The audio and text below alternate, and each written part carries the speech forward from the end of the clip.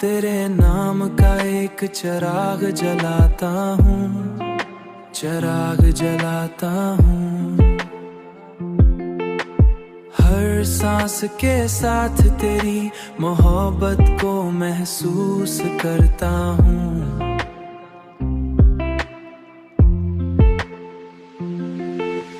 मैंने जान लिया है कि इश्क का मतलब सिर्फ किसी को चाह नहीं, जाना नहीं, बल्कि इसमें मुकम्मल तौर पर डूब जाना है। और मैं इस समंदर में इतना गहरा उतर चुका हूँ कि अब वापसी का कोई रास्ता नहीं, कोई रास्ता।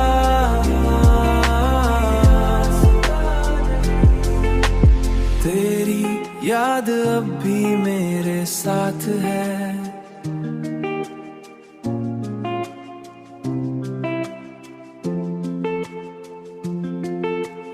मगर अब ये एक तड़प नहीं बल्कि एक सुकून है, एक ऐसा सुकून जो मुझे हर लम्हा ये एहसास दिलाता है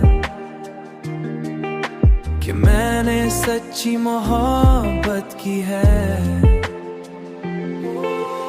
मैंने जान लिया है कि इश्क का मतलब सिर्फ किसी को चाह नहीं, जाना नहीं, कि अब वापसी का कोई रास्ता नहीं।